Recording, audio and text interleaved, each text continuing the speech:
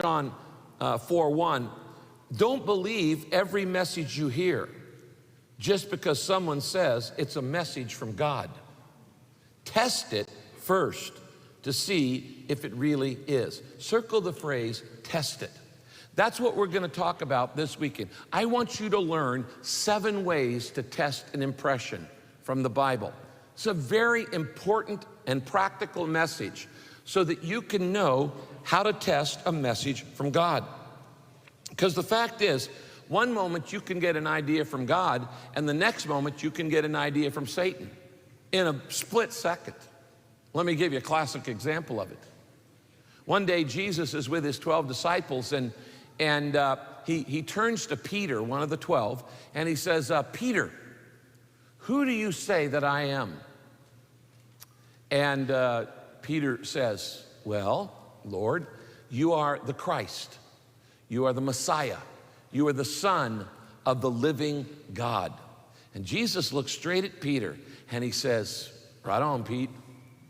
He says, you have spoken the truth. He said, flesh and blood did not reveal this to you. In other words, Peter, that idea didn't come from you. That idea came from God.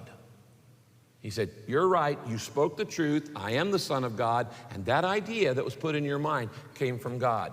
It wasn't revealed by flesh and blood.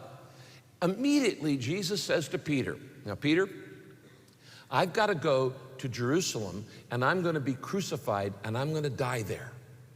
And Peter immediately says, that's nonsense, Lord. You can't let them do that to you. And not 5 seconds later, Jesus looks at Peter and says, get behind me, Satan.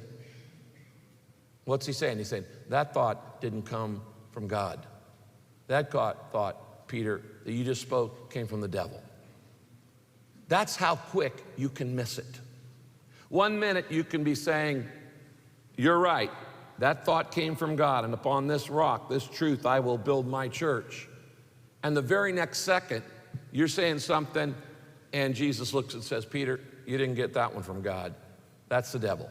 Because the devil did not want Jesus to die, because in dying on the cross, he would die for the sins of mankind and allow our salvation. And he didn't want that to happen in that way. And knowing that, he said, that thought is from the devil. Now, how do you know? Well, he says, test it. Look at the next verse. Jesus said in John 7:17, anyone who wants to do God's will, now that's the key. You got to want to be willing to do it in advance.